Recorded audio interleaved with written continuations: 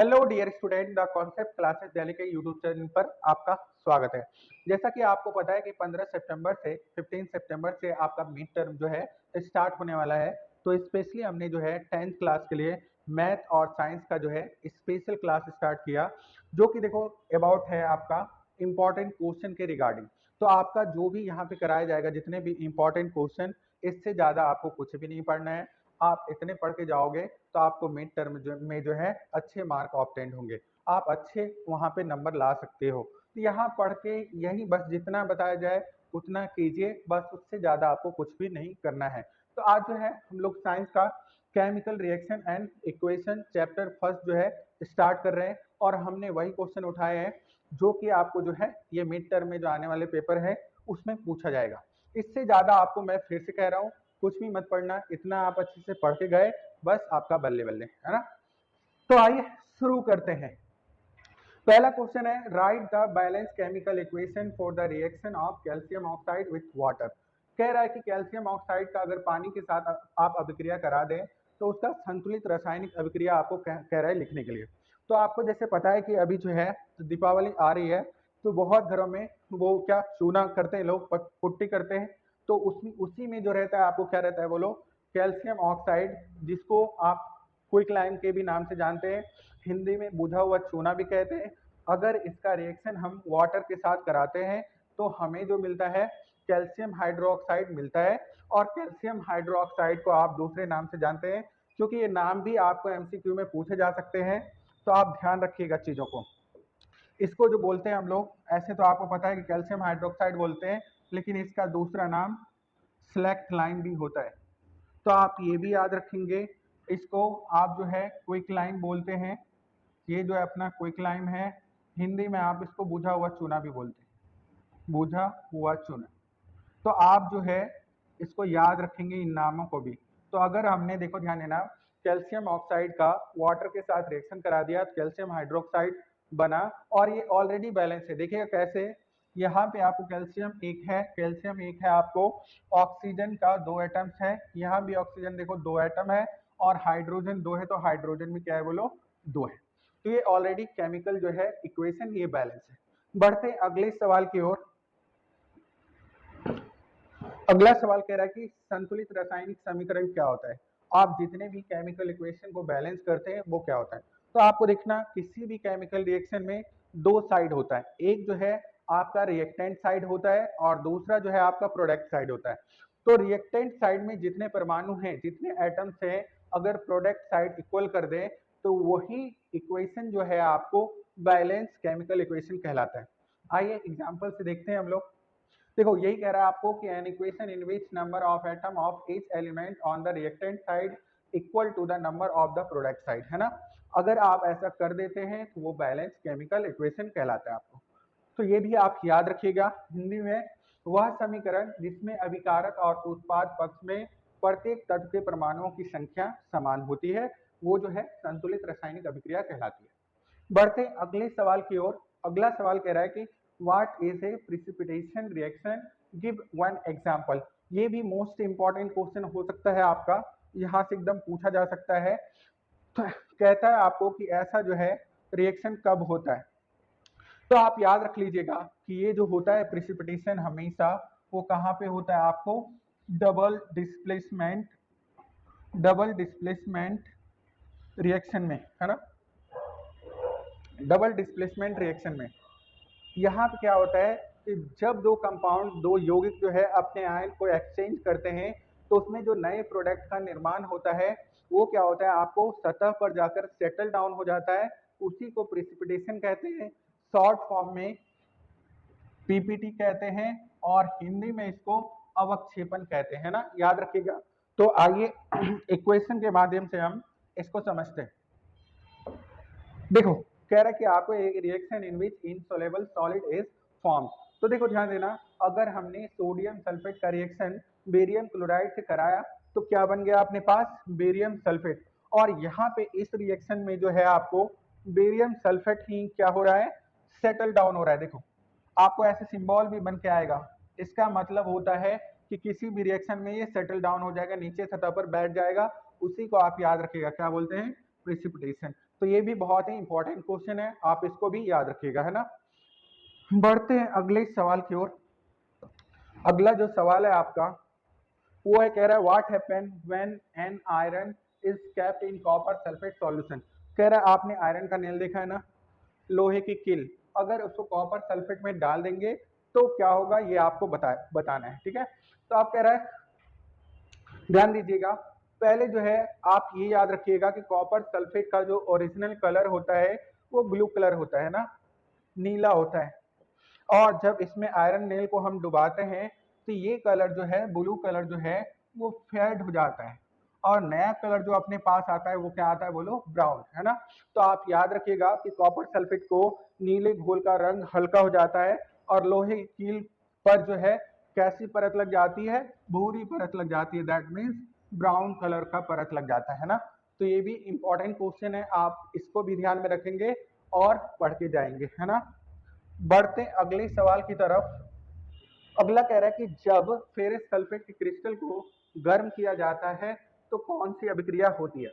Name the type of the reaction when heat is supplied ferrous sulphate crystal, है ना। तो आप heat तभी सप्लाई करते हैं जब आपको कौन सा रिएक्शन सीखना होता है, डीकम्पोजिशन रिएक्शन। डीकम्पोजिशन रिएक्शन आपको पता है कि 3 टाइप के होते हैं। कितने टाइप के होते हैं, 3 टाइप्स के होते हैं। एक जो होता है आपको थर्मल वाला, जहां पे आप क्या उष्मा देते हो। एक होता है फोटोलाइटिक, ठीक है, जहां पे आप सनलाइट से डिकम्पोज करते हो। और एक होता है आपको इलेक्ट्रोलाइटिक, ठीक है, इलेक्ट्रोलाइटिक, जहां पे आप इलेक्ट्रिसिटी करंट दे करके किसी भी प्रोडक्ट को डिकम्पोज करते हो। तो यहाँ पे हम जो है थर्मल वाला हीट दे रहे हैं ना, डिकम्पोज हो जाता है। ऐसी अभिक्रिया कौन सी रिएक्शन कहलाएगी, डीकम्पोजिशन रिएक्शन। आइए इसका रिएक्शन भी हम लोग देख लेते हैं। फेरस सल्फेट को जब हमने हीट दिया तो क्या बना, फेरस का ऑक्साइड बना, सल्फर डाइऑक्साइड बना और सल्फर ट्राइऑक्साइड बना। तो ऐसी अभिक्रिया कौन सी अभिक्रिया कहलाएगी आपको, डीकम्पोजिशन रिएक्शन। बढ़ते अगले सवाल की ओर। अगला कह रहा है कि आप डिफरेंस बता दीजिए कि कॉम्बिनेशन और डीकम्पोजिशन रिएक्शन में क्या डिफरेंस है। तो नाम से ही क्लियर है, अगर कंबाइन करना है चीजों को तो दो या दो से अधिक एलिमेंट को आप कंबाइन करेंगे तो आपको क्या मिल के आएगा, आपको मिल के आएगा एक नया प्रोडक्ट, और उसी को बोलेंगे कॉम्बिनेशन रिएक्शन। और किसी एक कंपाउंड को आप चाहे थर्मल दे दे या सन का लाइट ले लें या करंट इलेक्ट्रिसिटी पास करा दे, तो अगर वो टूट के 2 और मोर प्रोडक्ट बना दे तो वो क्या कहलाएगा आपको, डीकम्पोजिशन रिएक्शन। तो वही लिखा हुआ है देखो, 2 या 2 से अधिक अभिकारक मिलकर एक उत्पाद का अगर निर्माण कर लेते हैं तो वो आपको कॉम्बिनेशन रिएक्शन कहलाते हैं। और अगर ये आप कंपाउंड को तोड़ दोगे तो वो क्या कहलाया जाएगा आपको, डीकम्पोजिशन रिएक्शन। बढ़ते अगले सवाल की ओर। ये भी इंपॉर्टेंट है, आपको पूछा जाता है कि आप एंडोथर्मिक और एक्सोथर्मिक रिएक्शन से क्या समझते हैं। तो आप इसको याद ऐसे रख लेंगे, नाम से क्लियर है, देखो ध्यान देना। इंडो, इंडो याद रख लेना। इंडो का मतलब जहां पे आपको हीट का रिक्वायर्ड होगा, हीट का रिक्वायर्ड होगा। और एक्सो मतलब जहां हीट को रिलीज किया जाएगा, है ना। तो ऐसे रिएक्शन क्या कहलाते हैं, जहां पे हीट रिक्वायर्ड, एंडोथर्मिक रिएक्शन। और जहां पे हीट का रिलीज होगा वो आपको क्या कहलाएगा, बोलो एक्सोथर्मिक रिएक्शन। तो इस रिएक्शन को भी आप याद रख लेना, है ना, ये भी इंपॉर्टेंट है। मतलब हीट रिलीज कर दिया तो एक्सोथर्मिक, और हीट अगर रिक्वायर्ड है, एब्जॉर्ब कर रहा है तो एंडोथर्मिक। याद रखिएगा आप लोग इसको। बढ़ते अगले सवाल की ओर। कह रहा है कि what is oxidation and reduction, give an example showing both. अब क्या कह रहा है, देखो अगर आपको बात हो रही है ऑक्सीडेशन, ये भी नाम से क्लियर है। देखो ऑक्सीडेशन का मतलब वो ये जहां पे आप ऑक्सीजन को क्या कर रहे हैं, ऐड कर रहे हैं, और हाइड्रोजन को जो है रिड्यूस करेंगे, ऐसी अभिक्रिया आपको ऑक्सीडेशन अभिक्रिया कहलाएगी। और रिडक्शन अभिक्रिया वो होता है जहां पे ऑक्सीजन को आप रिमूव या रिड्यूस करेंगे और हाइड्रोजन को जोड़ेंगे। और ये दोनों अभिक्रिया याद रखिएगा, ये दोनों अभिक्रिया जहां एक साथ होती है, ऐसी अभिक्रिया को जो है हम लोग कौन सी अभिक्रिया कहते हैं, रिडॉक्स अभिक्रिया कहते हैं या रिडॉक्स रिएक्शन कहते हैं।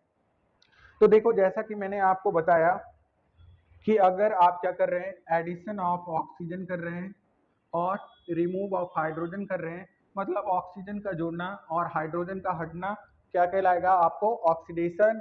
और जहां पर ऑक्सीजन को रिमूव कर देंगे, हटा देंगे और हाइड्रोजन को आप जोड़ देंगे, ऐसी अभिक्रिया क्या कहलाएगी आपको रिडक्शन अभिक्रिया। और ये दोनों अभिक्रिया जहां पर एक साथ होती है वो अभिक्रिया आपको जो है क्या कहलाती है रिडॉक्स रिएक्शन। तो ये भी आप याद रखेंगे, है ना। देखो दोनों चीजें एक साथ हो रहा है। यहाँ पर अगर आप देखेंगे कॉपर ऑक्साइड था तो यहाँ पे जो है ऑक्सीजन क्या हो रहा है हट रहा है, तो ये हो गया रिडक्शन, है ना। और यह हाइड्रोजन अकेला था और हाइड्रोजन के साथ ऑक्सीजन जुड़ रहा है तो यहाँ पे आपको हो रहा है ऑक्सीडेशन। तो जहां पे दोनों अभिक्रिया हो जाए वो अभिक्रिया क्या कहलाएगी रिडॉक्स रिएक्शन। तो आप इसको याद रखिएगा, है ना। बढ़ते हैं आगे।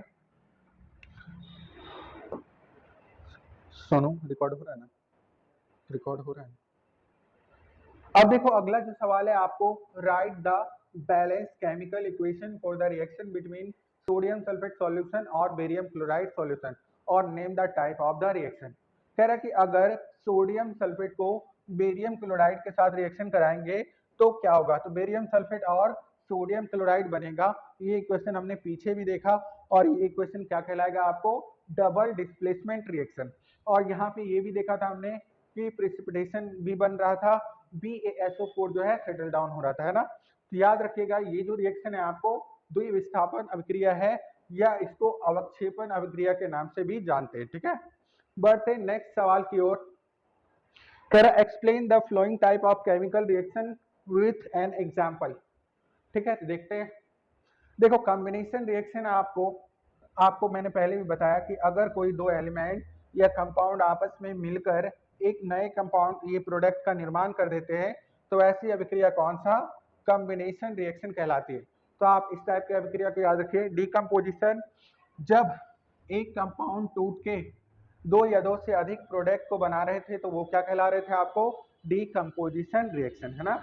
तीसरा आपको डिस्प्लेसमेंट रिएक्शन, जब कोई more reactive element less reactive element को क्या कर रही थी डिस्प्लेस कर रही थी, तो कौन सा अभिक्रिया था वो डिस्प्लेसमेंट अभिक्रिया या विस्थापन अभिक्रिया, है ना। अगला जो है आपको डबल डिस्प्लेसमेंट रिएक्शन, जहां पे एक दूसरे का आयंस चेंज हो रहा था और BaSO4 क्या हो रहा था सेटल डाउन, इसको PPT भी बोलते हैं। तो जहां पे दो कंपाउंड दो या दो से अधिक कंपाउंड अपने आयन को एक्सचेंज करते हैं और नए कंपाउंड का निर्माण करते हैं, ऐसे अभिक्रिया आपको डबल डिस्प्लेसमेंट रिएक्शन कहलाती है। बढ़ते अगले सवाल की ओर। अगला कह रहा है what do you mean by chemical reaction, list any 4 observation which indicate chemical reaction has taken place. रासायनिक अभिक्रिया से आप क्या समझते हैं, रासायनिक अभिक्रिया के होने वाले 4 लक्षण को लिखें। तो आप याद रखना जब भी कोई रासायनिक अभिक्रिया होती है तो क्या क्या चेंजेस होते हैं उसमें। तो सबसे पहले अगर बात करें तो रासायनिक अभिक्रिया में आपने ऑब्जर्व किया होगा कि कलर रंग चेंज हो जाते हैं। दूसरा अगर देखेंगे आप तो गैस का इवोपरेशन होता है, मतलब गैस वहां से निकलता है, लिबरेट्स होता है। तीसरा उसके स्टेट में परिवर्तन हो सकते हैं, अवस्था में परिवर्तन हो सकते हैं। और चौथा जो है आपको उसके टेम्परेचर में इंक्रीमेंट या डिक्रीमेंट हो सकता है। तो ये 4 चीजों से हम ऑब्जर्व कर सकते हैं कि ये जो है केमिकल रिएक्शन है। तो देखो चेंज इन कलर रंगों में परिवर्तन हो सकता है, चेंज इन स्टेट अवस्था में परिवर्तन हो सकता है और गैस का उत्सर्जन हो सकता है, और change in temperature formation of precipitation उष्मा अवक्षेप का निर्माण। अगर ये सब चीजें किसी भी रिएक्शन में आपको दिख रही है तो वो कौन सा रिएक्शन है केमिकल रिएक्शन। आज का जो है लेक्चर यहीं पे समाप्त होता है। उम्मीद करते हैं कि लेक्चर आपको बहुत ही अच्छी लगी होगी।